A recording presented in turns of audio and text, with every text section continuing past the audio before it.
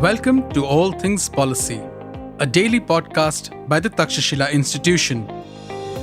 We are a bunch of policy nerds based in Bengaluru, and we like bringing fresh perspectives to Indian affairs and Indian perspectives to global affairs. So grab a cup of coffee, sit back, and join us for today's chat. Hi, and welcome to another episode of All Things Policy. My name is Malathi Renati, and I head the policy school at the Takshashila Institution. And I have my colleague and good friend Sowmya Prabhakar. She's the COO at Takshashila. And today we are kind of discussing a very fascinating new approach to public engagement. We're going to be talking more about the critical foundations of our societies. So when we design policies, right, when we design public policies, we need to keep in mind social capital, and it consists of a very vital network of trust and reciprocity, and it's also the bedrock of effective public policy. And so that's something that we will be discussing today. So welcome, Sowmya. Glad to have this discussion with you. Malathi, thank you. Yeah. So we all know that social, like I mentioned, right, social capital. It is what kind of sort of overlooks the power of purpose-driven communities in a way, because when we look at how communities are built. And it's the purpose that is important to be having lower transactional costs and other things, right? So we'll be deep diving into that a bit in this 20-minute to 30-minute podcast. Sowmya, I just wanted to understand, over the recent past, you've been involved in a few community-driven events, right? Yes. Would you want to just give our listeners maybe just a peek into how much effort goes into kind of just organizing that and bringing communities and societies together? Yeah. Interestingly, there was a hyper-local event that got planned. And what happened is, the first conversation when we planned the event was most people in the community. That is, I'm talking about a vicinity of, say, 5 kilometers radius. Right. When I approached them, because I just wanted to get a sense of the house, I was not too sure that our people in a community actually geared up for a larger scale of things, because for the longest time in the last 18 years, a lot of effort has been driven, at least in the community that I live, which is a smaller apartment complex. But to kind of extrapolate it to surrounding, which is, like I said, 5 to 6 kilometers space, I wasn't really sure. But then I realized that most of these things don't happen overnight, right? Like people started saying the event was to be planned on a main road. So Okay. the first question that people actually ask me is, what about vehicles, right? What about traffic? So I'm like, our concern seems to be that our priority is vehicle mobility versus getting people onto the road, which is more safer, with better infrastructure, good footpaths, or even, across generations, for people to be able to access a space which we need to probably reclaim now. At least that's what the conversation began with. But community building exercise is not like an overnight thing. I would like to clarify that, because most people who are part of different initiatives that I've been part of in the community engagement think that, you pulled it off like that. Right? It's the relationship that we have built over time, that goodwill is what kind of got itself into action. So just to give a framework that I kind of use to think about communities is, first of all, there should be a common agenda, the fire for bringing people together. So when we say a community action, it could be different kinds of communities, right? Some people prefer an online community. A lot of people want touch and feel, so they want a community which brings people in an offline format together. A lot of communities today are built, in the context of interests, right? A knitting thing, a Cubbon reads, things like that, right? And these are things that people associate with something that is a hobby, an area of interest. But to be able to action out a lot of things with a community, first is a common purpose has to be built. Like, one of the examples I would take is, okay, one of the recent events was to try and see if culture can be one of those elements which bring people together, because it also taps into a spectrum of interest, right? Somebody is Right. interested in music to somebody who's interested in, say, games, especially the ones that you play outdoors, more like a street thing, a hopscotch, that kind of stuff. Also, it can bring people who are interested in dance to various art forms together. So we said, let's kind of use culture as the core and see how we can bring the communities together. So the framework which I'm talking about, where what brings people together is something that people have to think about while starting off a community. But what holds them together? Now, it shouldn't be that there's one event, a touch and go, there's a high spike in energy, and then there's a lull, and then you revisit this after a year. That is not something that one should do if you're building communities, right? Community should have a web where you keep intersecting with each other on many fronts. So Hmm. that's something that people have to think about. So keep it as a web. And then what is the rhythm? Like, people generally are part of communities, not like how you associate your life with the day job, but you have something on the side going which keeps you engaged in many ways, right? And there is a common purpose that keeps you all going.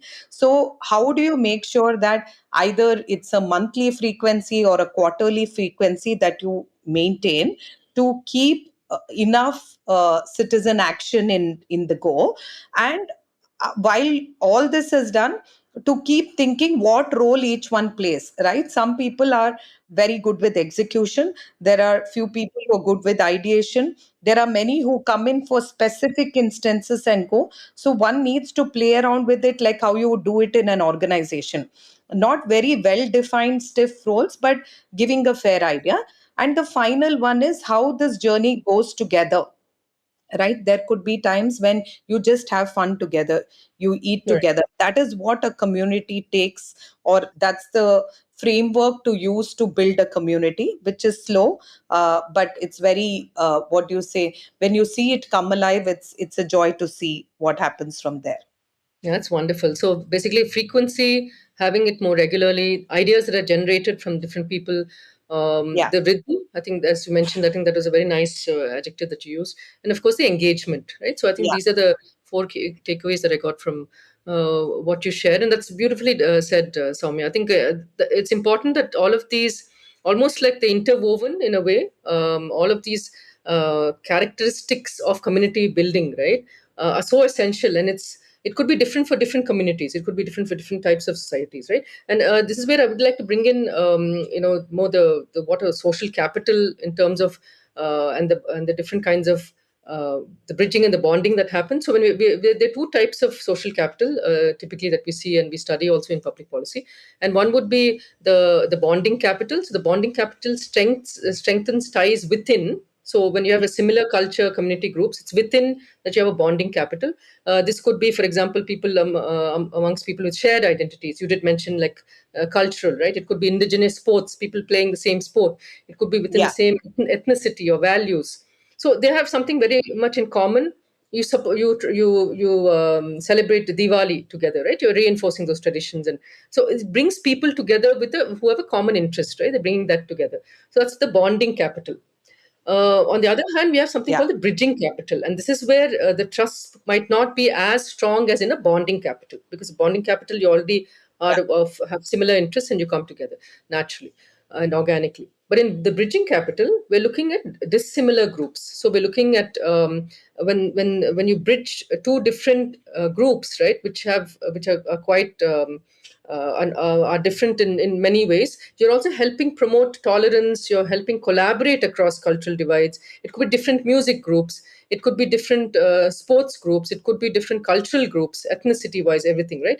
For example, a cross cultural event like living library sessions. I think we have something similar in Bangalore, where it's conducted also in the Cubbon Park, which is the local neighborhood park, right? And so we have diverse individuals who share stories, who kind of then can enhance empathy between backgrounds. So you're bringing people from diverse backgrounds together. Community gardens are another. This involves schools. Immigrants also combine unique skills for shared goals. So the bridging capital, especially currently in a very high, especially right now, right, in the world, where the trust deficit is very, very high. These kind of activities really help enhance and kind of overcome, and it's like, sort of like the soft power in a way. It kind of can bridge and overcome an otherwise hostile sort of environment sometimes, right? Totally. Yes. Could you maybe give examples where, and had you planned this when you're doing this local event that you mentioned, right? Did you Yeah. think that, okay, what if we get people from other localities come in? Would that cause Yes. a problem? Was there any risk mitigation that you had in place for this or even other such issues you might encounter? Yeah, that's an interesting, perspective. Like how trust. I think we undermine the power of trust because we might have templates and frameworks that tell us how to go about things, but a lot of times people don't even have a reference point. So most people I interacted with. So finally, in one of the recent events, we had like a 6,000 people footfall. Okay, and this Hmm. surprised everybody who was in the core team, because we didn't expect it to have that kind of a footfall, but we realized that most people never imagined that something like this can happen, and it can be a lot of fun, it can give a lot of opportunities. So to be fair, most people don't have a reference point, but now when I walk out and talk to people, or when I'm just passing by, every elderly person or even a child will be like, when are we having the next one kind. So the reference point is also a thing that plays on trust. Second, also there are fears in the minds of people which are genuine, right? Like a lot of older folks in the vicinity talked about safety and what about the liability or the law and order of it, right? So we wanted to make sure that none of this is compromised. So before even like talking to a larger audience about the idea, it was more about, okay, let's work towards all the areas which seem to be a little bit of a safety related concerns, right? So we had to approach the local police to kind of get a sense of what are the formalities required for them to be there on that day, to ensure very, very, very proactive in it. Even the law and order is different from the traffic management. So Right, we have to right. go to the traffic police folks to get permissions to look at alternative routes and all of that, and not to ignore these things, right? I mean, it should be taken care, otherwise there will be chaos on the day of the event. And Hmm. then we also, the liability part was interesting. We had to ensure that we knew who is accountable and what can be done to ensure none of these accidental issues happen. So in terms of fire safety, in terms of health, there was an ambulance on the standby, and there was a medical team. There was also fire extinguishers, people who knew how to operate these things, enough points for ensuring people can exit the space. It was an open event, so didn't really have structures over it, but even then we kind of had a forethought to make sure all of this is taken care. Unless we are having conversations around these things, I don't think trust would come by so easily. So it we had a lot of pushback, no doubt, but the only way to kind of tell people, we are with you, we do understand your concerns, and tell them what is the plan to mitigate it. I think that trust only got built because we had these things sorted. Hmm. Also, when we talk about trust, no, Malti, I feel in the rural areas, I've seen this play out very well in the self-help Yeah. groups format. Right. A lot of people use the self-help groups to communicate a lot with financial literacy and other things. But I feel that's a great network where women, it's very popular in the women groups where they come to a particular place, maybe a fortnight or once a month, but it extends beyond just the conversation of the credit repayments that they have to do or other things. There is an exchange of information about the government schemes or Hmm. anything that they have learned new about health, about education, a lot of other things. So the kind of externalities that such groups have is so Hmm. powerful. So I don't know if your experience also has been something like that. Have you seen No, this? of course, I've always, and we would have seen too, right? So, when we visit the melas in just small rural areas, right? Just look at a small setting. The trust level is high there because you pretty much know one another in a smaller village or in smaller, right? So trust levels are high. It might be a mela that's being conducted and it's a community event, so everyone looks forward to it, comes together. There's that bonding that happens. It could be even the kind of so-called infrastructure that we will talk about shortly, right? In these smaller melas are very basic. There'll be a rickety Ferris wheel or a giant wheel there, which is maybe hand driven, and the safety things are all out of the window there, right? Whereas the same thing, you come to a more of a urban setting, right, and you start seeing the expectations also change, right? The degree of safety, that the expectation that even people have, trust levels have gone down, Yeah. right? So that also happens. So this is, you'll notice as there's more money that's being put into it, the expectations change, as well as of course bunch of factors. As you get into the cities, the standards expected also are change. So just wanted to segue into the next question, where we try to balance this, and we're looking at cases where you have the hyper local festivals where people are having fun, they know each other, versus places which are of larger community festivals. And apparently in India, the live events sector, and I'm talking about all of these ticketed ones and everything, has reached 20,800 crores in 2024. Okay. And it's seeing a 15% year on year growth. So that is the on the commercial side, right? And then you have the markets that are now kicking in. They know that there is profits to be made, and over 70% of young urban Indians attend these ticketed events. So I'm talking now, we're shifting from from our small town mela kind of situations, or small town musical events, or sports Yeah. events, to one of the larger urban thing, right? So we have 70% of our youth attending these events, and they're projecting a 19% annual growth up till 2027. So these grassroots organizations that also host around 2,000 local fundraising events, they play such a large role, as you mentioned too, right? Because it empowers the local communities. So apparently, I'm looking at data also that drives, looking at the 2023-24 street performances, the different kinds of potlucks that happen and all that.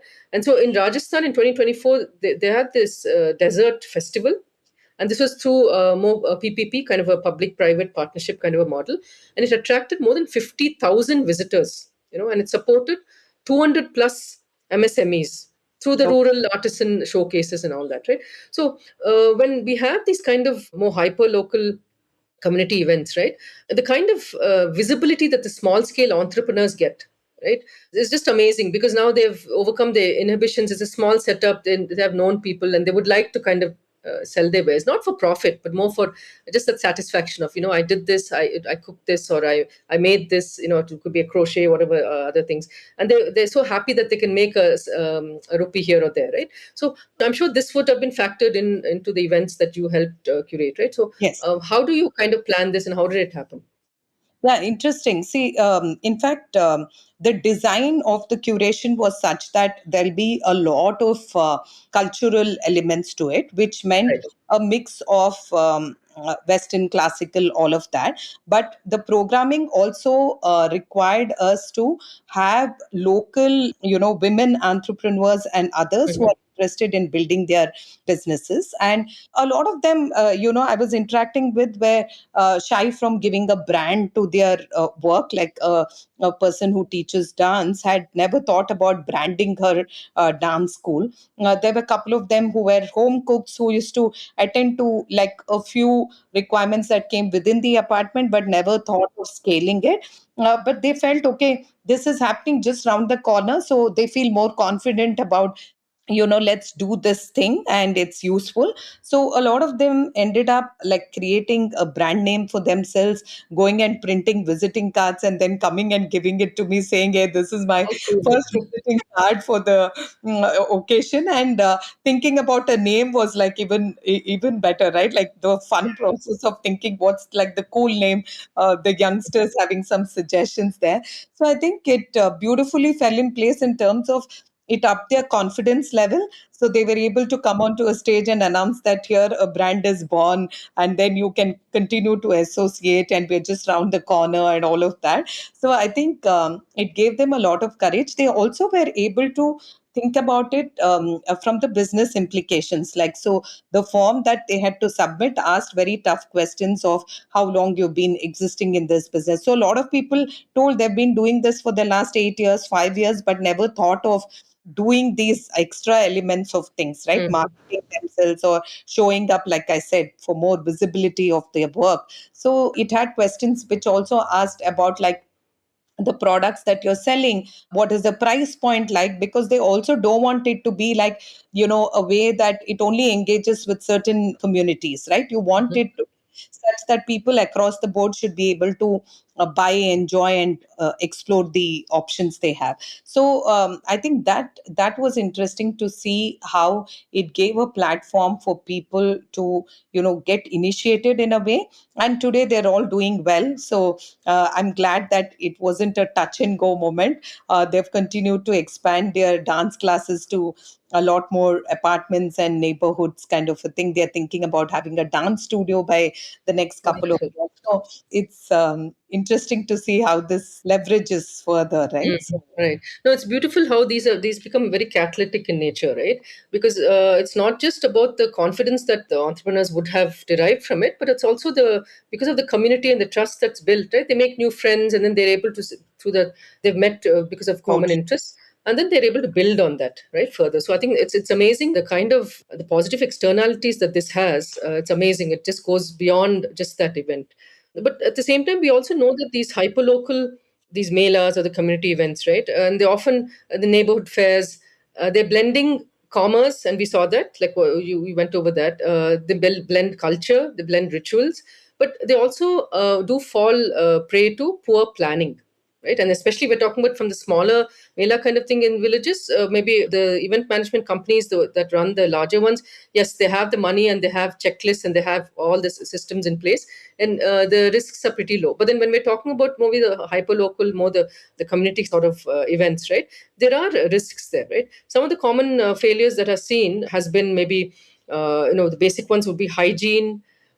This could be the sanitation, lighting, especially if it's maybe in the evening, the general monitoring in case the crowds swell. We saw stampedes occur even in a kind of a mela like the Mahakumbh Mela, right, which happened last year, yeah. which kind of unfortunately had a number of fatalities. So even though we have stuff put in place, we do see that poor planning and our unconventional ways of doing things sometimes can kind of set things off, right? So what did you think of, because this is a small setup that when you run events which is like a street kind of a fest, you Yeah. don't have that much, you don't have deep pockets, so you can't Yeah. really afford to have many measures in place. Of course, at the same time, you're being prudent, you're getting in volunteers. I'm sure there were volunteers helping from the local community, they were playing a big hand.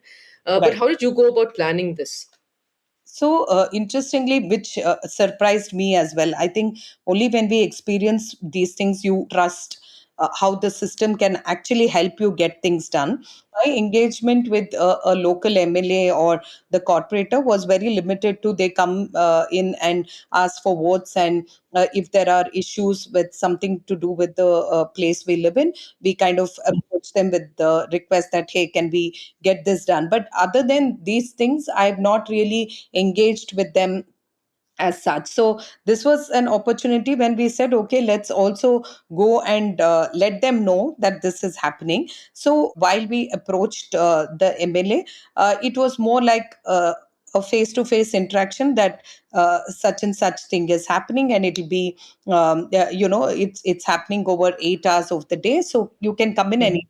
So I think it also surprised them that we didn't really invite them as chief guest or said, you come, then there is a physical card. There's a lot of all drama that happens around it. We kind of stayed Democracy, outside. and yes. Yeah, Hmm. but actually it worked in our favor. We did that. We just sent a WhatsApp a poster that we had created. We wanted to also make sure it is eco-friendly in many ways, right? So any Hmm. pamphlets, printing, all of that we wanted to avoid. And also even the banners that were put out were all made of cloth, the fabric, which Mhm. again can be repurposed in some sense. So um, then the corporator as well was very gungo about the whole thing, was like, oh, this is happening first time, and that too in our place, so tell me whatever support you need. So we also mentioned the local BBMP and the Paura Karmikas, right, people who clear the waste and all of those things. So we told we might need some help in clearing up the space a little better, make it more up and functional. So they helped us get everything done. The health inspector was also in the conversation to make sure it's done on time, all of that. It meant a little bit of coordination, follow up, all of that. But that aside, I would say the whole interaction was pleasant, and it surprised us that on the day of the event, they actually arrived ahead of time from the start time. And it was more like, you don't have to give me the stage or allocate time for any speech, because it was a chief guest less event of sorts. So Mm. that was the format that we wanted to definitely keep up. So it was no drama of giving them the stage, making sure a half an hour speech, all of that was avoided. They just had 2 minutes to thank the crowd for being there, all of that. There's a close by metro station that's coming, so they just about a couple of sentences about that, and we were done. So even this thing of, oh, you need, they expect that you give them something, nothing of that sort. We ended up giving them a small plant only because we had one of the stalls which hosted natural plants, and they felt it Mhm. was nice giveaway. So I would say there are a lot of assumed things about how do you engage with Right. local stakeholders, right? And I feel it has been on a negative trajectory, but my trust in the system has increased a lot because of the recent things that we have done together here. And it gives me Mm. confidence that anytime we are stuck, there are people who understand these things, as much as there's vote bank and other things that will play out. I would say genuinely they're interested in community building exercises.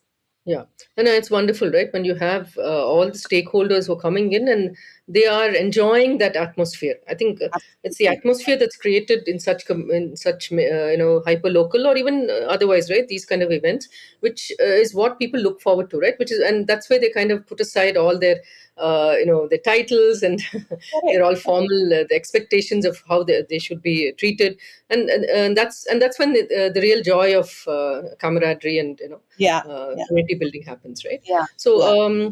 yeah, I think this is very interesting. The topic itself, I mean, we could keep discussing around it. There are multiple examples of how it's augured well for the community, the nation. But since we're running out of time, to Soumya, would you want to just sum up maybe, or do you want to just share any closing thoughts? Yeah. I feel as much as this was an hyperlocal thing, there have been instances when I've done sessions on this, and people have asked me questions as in, can this be extrapolated or, replicated in another location? I would confidently say yes.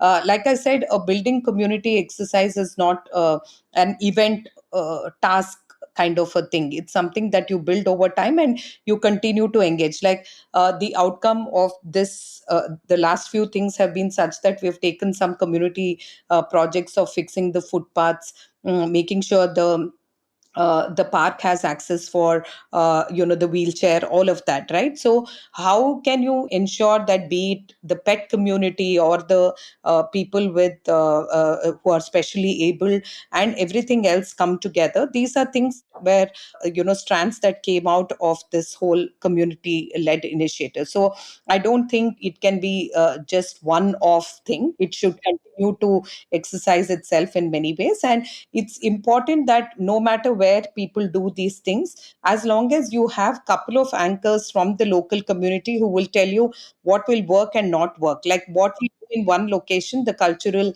spirit of that space might look a little different from another location. So that intelligence gathering is useful because that makes it well resonate with the community. But apart from that, I would say just warming up people for such things and not expecting that, oh, how much crowd I attracted versus people who came, who had a good time, and then you keep doing these things, you will build that community. And the proximity one plays a big role. Like, people really don't have the time. As much as you want to go and see something that's entertaining, which is about 25 kilometers from wherever you Right. are, but having it right next to your doorstep, and maybe walking up to that place, is the spirit of all of these hyper local events. But I would say community building exercises should continue, irrespective of it being interest groups or anything like that. We have to keep it alive for forums where people should be able to interact with like-minded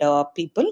And I would say that framework that we initiated and started to talk about, it's a popular framework. I don't remember who built it, but it talks about, like I said, the purpose, the fire of it, keeping the web, which is like multiple interests going, what holds them together, keeping some rhythm of meeting and all of that, and playing different roles so that you get an experience of what it takes to put it all together, and the journey itself. Right now, whenever you meet a core team of anything that you pulled off together, there is shared stories, there is laughter, there is pain, everything, right? But it makes for a good laugh and a good evening chat also. So I think how we weave healthy communities is totally what we want to make of it. So this is what I wanted to end with, Malti. Yeah. Thank you so much, Soumya. Thank you so much for your time. And I think the topic itself, even for our listeners, right? Please do identify how in your local communities, in your families, right? Many things you would have been bonding over something that it could be a festival, it could be just over certain interests. Keep that going, because I think eventually we are social beings, end of the day, and it is this bonding that will help us overcome challenges that we are otherwise facing, right, in a globally changing world, right, where there's the trust deficits are going down, right, and we Yeah. can bring that back up again.